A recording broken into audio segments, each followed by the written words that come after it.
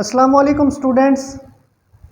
आज के इस लेक्चर में हम नाइन्थ फिज़िक्स का chapter number 4 turning effect of forces इसको हमने पढ़ना है।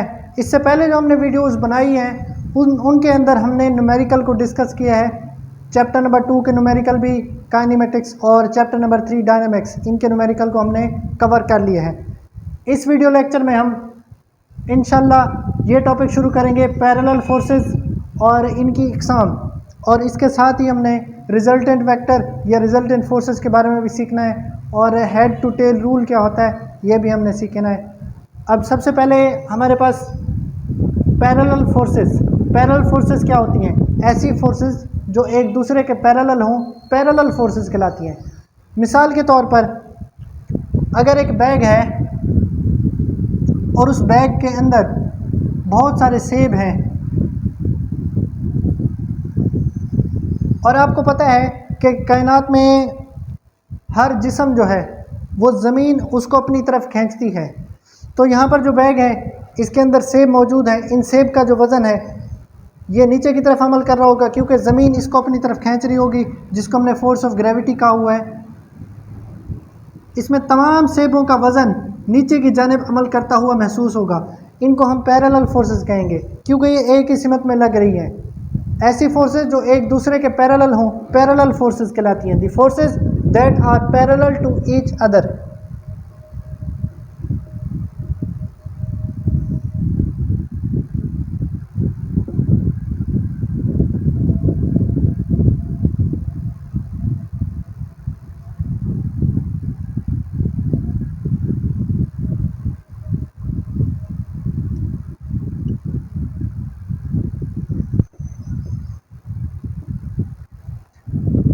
The forces that are parallel to each other are called parallel forces. अब इनकी एग्जांपल ये वाली भी हम कर सकते हैं कि apples in a bag.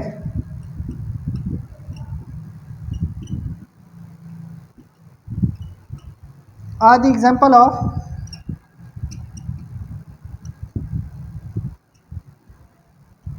Parallel forces. इसके अलावा एक और मिसाल भी हो सकती है। बहुत सारी मिसालें हैं, लेकिन मिसाल ये है कि अगर एक कार एक जगह पर फंस जाती है तो उसको 2 या 3 आदमी पीछे से धक्का लगाते हैं। जब हम कार को पुश कर रहे होते हैं, पीछे से फोर्स लगा रहे होते हैं, तो वो पैरेलल फोर्सेस हैं क्योंकि उनको हम एक ही डायरेक्शन में लगा रहे होते हैं। तो पैरेलल फोर्सेस हमने सीख ली, और इसके बाद हमारे पास हैं इनकी टाइप्स। इकसाम। पैरेलल फोर्सेस की दरअसल 2 अकसाम होती हैं। पहली है like parallel,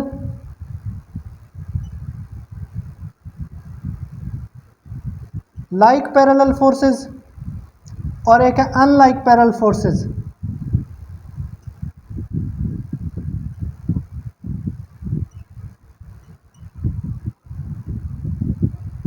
like parallel forces क्या होती हैं? लाइक पैरेलल फोर्सेस ऐसी फोर्सेस हैं जो एक दूसरे के पैरेलल भी हों और एक ही डायरेक्शन में अमल कर रही हों।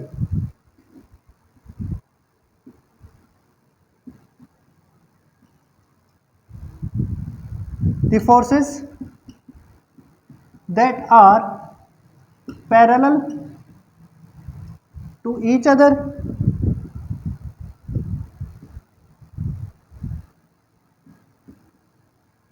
and lie at same direction।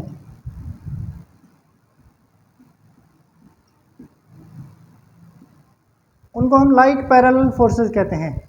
ऐसी फोर्सेस जो एक दूसरे के पैरेलल भी हो और इनकी डायरेक्शन भी एक ही तरफ हो, सेम डायरेक्शन हो, उसको हम लाइक पैरेलल फोर्सेस कहते हैं। जैसे हमने ये वाली मिसाल दी है, इसमें लाइक पैरेलल फोर्सेस में ये वाली मिसाल हम दे सकते हैं। उसके बाद होता है unlike parallel forces. Unlike parallel forces ऐसी फोर्सेस हैं जो एक दूसरे के पैरेलल हों और लेकिन मुखालिफ सिमत में अमल कर रही हों।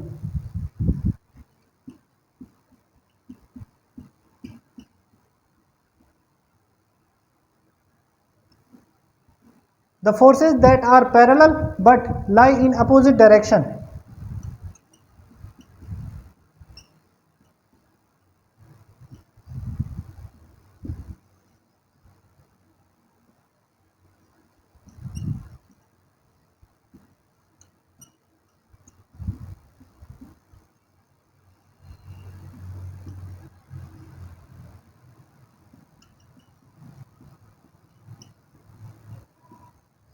ये हमारे पास अनलाइक पैरेलल फोर्सेस हैं। अनलाइक पैरेलल फोर्सेस की मिसाल जो है वो हम देंगे कि अगर हम किसी स्टैंड के ज़रिए से, ये हमारे पास मान लें कि ये हमारे पास एक स्टैंड है और स्टैंड की मदद से हमने एक ऑब्जेक्ट लटकाया हुआ है, ये सेब है या कोई भी चीज़ है, मैंगो है, कुछ भी हमने इसको लटकाया हुआ है। आपको पता है इसका वेट जो है वो डाउनवर्ड अमल कर रहा होगा, W=mg, और इसके ऊपर एक फोर्स लग रही होगी टेंशन, जो रस्सी के अंदर तनाव होगा, ये ऊपर की तरफ अमल कर रही होगी टेंशन। तो ये दोनों फोर्सेस जो वेट और टेंशन है ये दोनों अपोजिट अमल कर रही हैं, इसीलिए हम इसको कहते हैं unlike parallel forces. Weight and the tension in the figure are unlike parallel forces.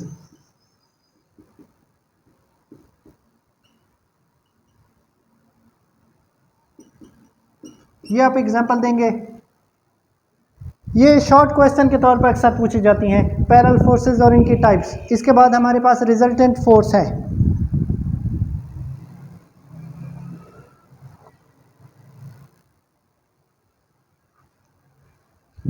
उसके बाद हमारी अगली तारीफ है रिजल्टेंट फोर्स, और उसके बाद हेड टू टेल रूल। सबसे पहले है रिजल्टेंट फोर्स। रिजल्टेंट फोर्स क्या होती है? ऐसी फोर्स जो दो फोर्सेस को जमा या नफी करने से या मल्टीप्लाई करने से या कोई भी ऑपरेशन परफॉर्म करने से हासिल होती है। The force which is obtained when two और two more than two forces are added. If we add और subtract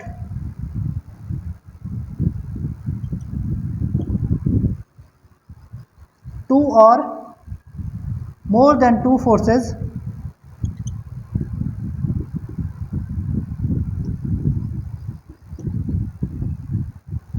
if we add or subtract two or more than two forces, then we will get a single force which is called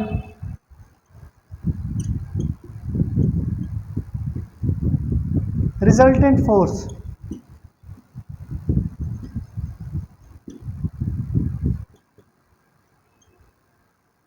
दो forces को जमा करने या नफी करने से या दो से ज़्यादा फोर्सेस को जमा या नफी करने से एक सिंगल फोर्स हासिल होती है, उसको हम रिजल्टेंट फोर्स कहते हैं। देखिए स्टूडेंट्स, यहाँ पर फोर्स की जगह पर वेक्टर भी इस्तेमाल हो सकता है इन जनरल, क्योंकि अक्सर बुक्स में वेक्टर भी इस्तेमाल करते हैं, क्योंकि फोर्स एक वेक्टर क्वांटिटी है, इसीलिए हम यहाँ पर यूँ भी लिख सकते हैं resultant vector.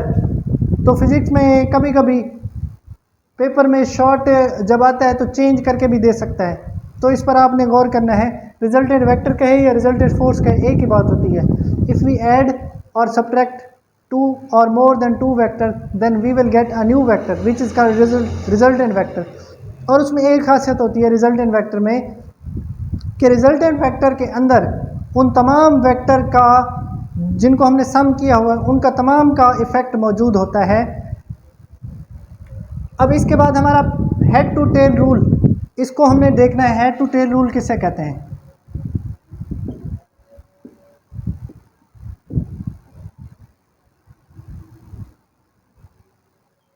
Chapter number 2 kinematics के अंदर हमने वेक्टर्स के बारे में और स्केलर्स के बारे में सीखा था, और उसमें वेक्टर की रिप्रेजेंटेशन में मैंने आपको बताया था हेड टू टेल रूल क्या है।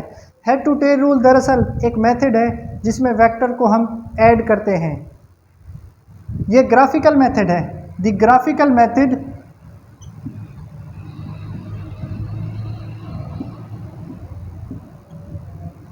Of vector addition. वेक्टर भी आ सकता है यहाँ पर, फोर्सेस भी आ सकता है। The graphical method of vector addition is called head to tail rule.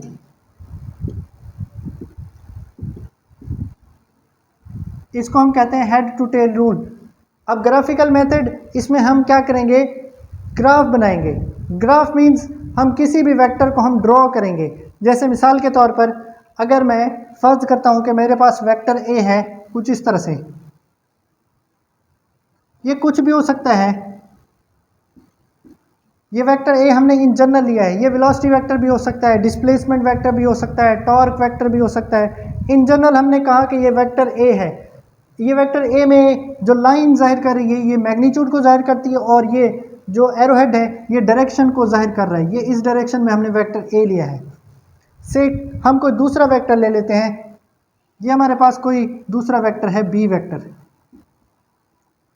अब हमने इसको ऐड करना है by the help of head to tail rule. Head to tail rule की मदद से इसको हमने ऐड करना है। हेड टू टेल रूल हमें ये कहते हैं कि फर्स्ट वेक्टर का हेड और सेकंड वेक्टर की टेल को हमने अटैच करना है। क्या करना है हमने? The head of the first vector is join with the tail of the second vector. तो इसको हमने यहाँ पर ऐड किया। फर्स्ट वेक्टर वैसे का वैसे जिस डायरेक्शन में है उसको ऐसे ही रखना है, और वेक्टर एरोहेड भी लाजमी ही देने हैं आपने। इसके नीचे भी दे सकते हैं, ऊपर भी दे सकते हैं, या बार का निशान भी दे सकते हैं। ये फर्स्ट वेक्टर हमारा, और ये हमारे पास सेकंड वेक्टर हमने माना है। इसको बी को हमने ऐसे ही प्लेस करना है जैसे ये जिस डायरेक्शन में ये मौजूद है, डायरेक्शन आपने चेंज नहीं करनी। ये बी हमारे पास है सेकंड वेक्टर। जब हम फर्स्ट और सेकंड वेक्टर को इस तरह प्लेस करेंगे कि फर्स्ट वेक्टर का हेड और सेकंड वेक्टर की टेल आपस में मिल रही है, तो उसके बाद हमारे पास एक नया वेक्टर आएगा, एक तीसरा वेक्टर। क्योंकि जब भी हम दो क्वांटिटीज़ को ऐड करते हैं तो हमारे पास एक तीसरी क्वांटिटी आती है, और वो रिजल्टेंट वेक्टर होगा। ये रिजल्टेंट वेक्टर है। इस रिजल्टेंट वेक्टर को हम कुछ इस तरह से ड्रॉ करेंगे कि इसकी टेल जो है वो फर्स्ट वेक्टर की टेल और इसका हेड लास्ट वेक्टर के हेड के साथ अटैच होना चाहिए। इसको हम कहेंगे आर। और ये आर हमें कैसे हासिल हुआ है? आर हमें हासिल हुआ है vector A plus vector B को ऐड करने से। ये हमने हेड टू टेल रूल लगाया। इसकी थ्योरी भी आपने लिखनी है, उर्दू मीडियम वाले बच्चे भी और इंग्लिश मीडियम वाले बच्चे भी, थ्योरी इसकी लाजमी लिखनी है। इसमें हमने कंसीडर करने हैं दो vector. Let us consider two vectors, one is vector A, another is vector B. दो वेक्टर हमने कंसीडर किए हैं। इनमें से एक को हमने फर्स्ट वेक्टर माना है। Take first vector as A को फर्स्ट वेक्टर माना है, B is a second vector. Then we will join them in such a way that the head of the first vector meet with the tail of the second vector. From the figure it is clear, ये आपने theory में लिखना है। और then we will get a new vector which is called resultant vector, and resultant vector is given as a plus b। ये हमारे पास आ गया head to tail rule. इसकी थ्योरी आप लिखेंगे, इसको डायग्राम के साथ एक्सप्लेन करेंगे तो ये हमारे पास लॉन्ग बन जाएगा।